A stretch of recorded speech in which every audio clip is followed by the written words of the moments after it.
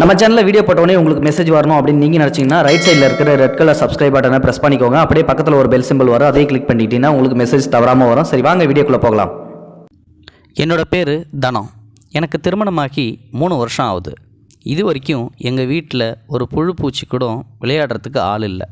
எங்களுக்கு 3 வருஷமாக குழந்தை இல்லாததை நினச்சி நாங்கள் ஏங்காத நாளே இல்லை. இறுதியாக ஒரு டாக்டர்கிட்ட செக்கப்புக்கு போனோம். அங்கே எங்களை செக் பண்ண டாக்டர்ஸ் எங்களுக்கு ஐவிஎஃப் சிகிச்சை தான் சரியாக இருக்குன்னு சொல்லி ரிப்போர்ட்டை கொடுத்துட்டு, நீங்கள் ஐவிஎஃப் சிகிச்சை எடுத்துக்கிறீங்களான்னு சொல்லி கேட்டார். நாங்கள் யோசிச்சுட்டு சொல்கிறோன்னு சொல்லி ஹாஸ்பிட்டலை விட்டு வெளியில் வந்துட்டோம். ஐவிஎஃப் சிகிச்சை கண்டிப்பாக சக்ஸஸ் ஆகும்னு சொல்லி எல்லாருக்குமே தெரியும். எங்களுக்கும் அந்த நம்பிக்கை இருந்துச்சு. ஆனால் அதுக்கு தகுந்தா போல் எங்ககிட்ட அவ்வளோ பணம் இல்லை.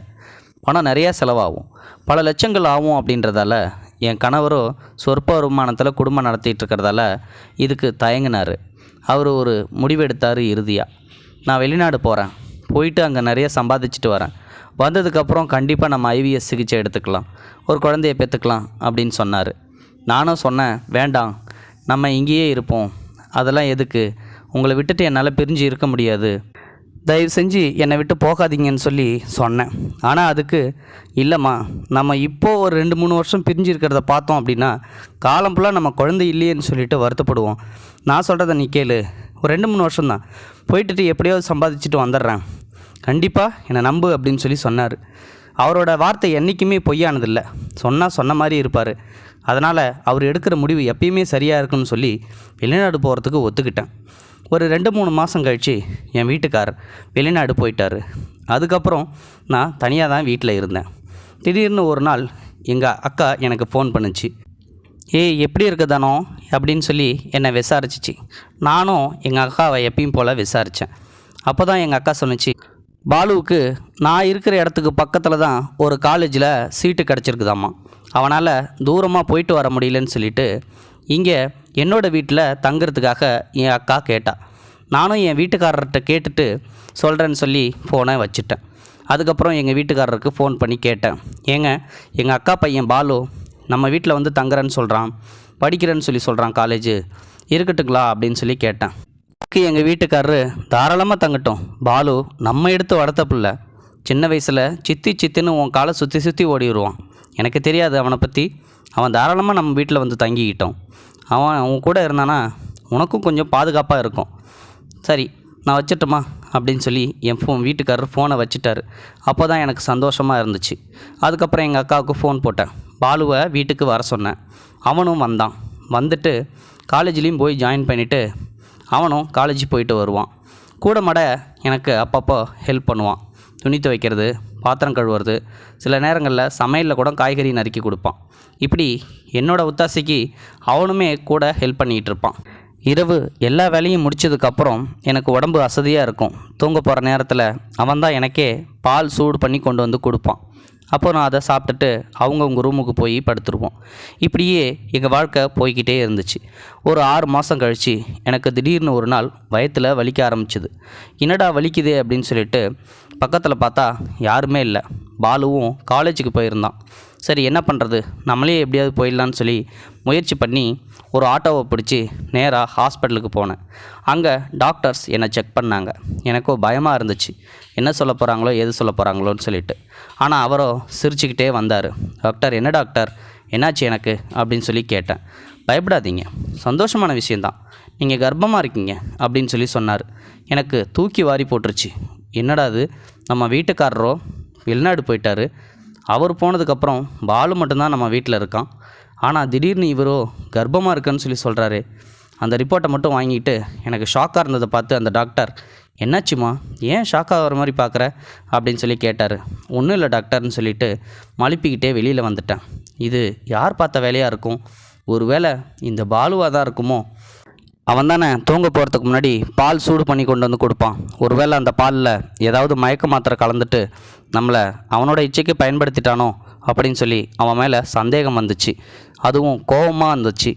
சரி, இன்றைக்கி போவோம், வீட்டுக்கு போய் அவனுக்கு இருக்குது அப்படின்னு சொல்லிட்டு நேராக வீட்டுக்கு போய் அவனுக்காக காத்துக்கிட்டு இருந்தேன். அவனும் வந்தான். வந்துட்டு என்னை எப்பயும் போல் கேஷுவலாக தான் பார்த்தான்.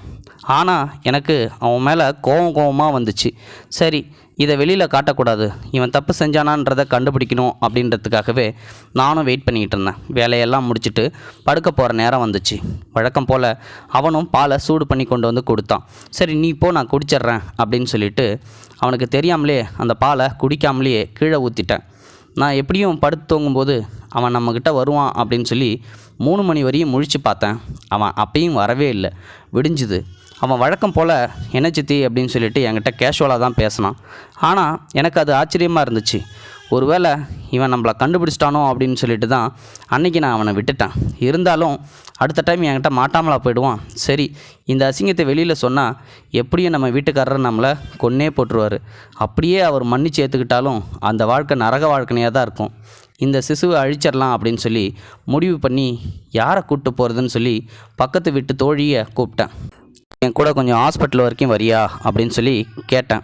அதுக்கு அவளும் வரேன், என்ன பிரச்சனை அப்படின்னு சொல்லி கேட்டா. ஒன்றும் இல்லை, சும்மா ஜென்ரலாக தான், உடம்பு சரியில்லை, போய் காட்டிட்டு வரணும், ஜுரம் அவ்வளோதான் அப்படின்னு சொன்னேன். எப்போ போகணும் அப்படின்னு சொல்லி கேட்டா. நாளைக்கு போகலாம் அப்படின்னு சொல்லி வச்சுருந்தேன். அவகிட்ட சொல்லிவிட்டு வீட்டுக்கு வந்தேன். வந்ததுக்கப்புறம் கதவை திறந்துட்டு தலைவாரிக்கிட்டு இருந்தேன். அப்போது திடீர்னு என்னை யாரோ பின்பக்கமாக ஓடி வந்து கட்டி பிடிக்கிற மாதிரி இருந்துச்சு. இவனோட வேலையாக தான் இருக்கும் அப்படின்னு சொல்லிட்டு ஓங்கி பலார்னு அறையலான்னு திரும்பி பார்த்தேன். ஆனால் வந்ததோ என் கணவர். திடீர்னு வந்திருக்காரு. என்னங்க திடீர்னு வந்திருக்கீங்க அப்படின்னு சொல்லிட்டு அவரை கட்டி பிடிச்சி ஓன்னு அழ ஆரம்பிச்சிட்டேன். ஏன்னா அந்தளவுக்கு எனக்கு இந்த பாலுவால் ஒரு நரக வேதனை மாதிரி இந்த 2-3 நாட்களும் தோணுச்சு. அவர் உடனே என்ன, ஏய் அழாத, எதுக்குமா அழுவுற, நான் தான் வந்துட்டல்ல, எனக்கு லீவு கொடுத்துருக்காங்க ஆஃபீஸில் 10 நாள் லீவு, அதான் சரி இங்கே வந்துட்டு போகலாம் அப்படின்னு சொல்லிட்டு வந்தேன். நீ ஒன்றும் கவலைப்படாத, ஓரளவு பணம் சம்பாதிச்சிட்டேன், நம்ம IVF சிகிச்சை மூலமாக கண்டிப்பாக நமக்கு குழந்தை பிறக்கும் அப்படின்னு சொல்லி எனக்கு சமாதானப்படுத்துகிறதா அவர் சொன்னார். ஆனால் என் வயிற்றில் ஒரு குழந்தை வந்துகிட்டு இருக்கு அப்படின்னு அவருக்கு தெரியாது இல்லையா. அவருக்கு துரோகம் பண்ணதை நினச்சி எனக்கு ரொம்ப அழுகையாக வந்துச்சு. ஆனால் நான் துரோகம் பண்ணலையே, இன்னொருத்தன் தானே பண்ணான், என்ன பண்ணுறது அப்படின்னு சொல்லி யோசிச்சுக்கிட்டே இருந்தேன். சரி, மறுநாள் விடிஞ்சுது. என் தோழியும் கூப்பிட்டா. இன்றைக்கி வேண்டாம், எனக்கு உடம்பு சரியாக இருக்குது, போக வேணான்னு சொல்லி அவளை எப்படியோ சமாளிச்சிட்டேன்.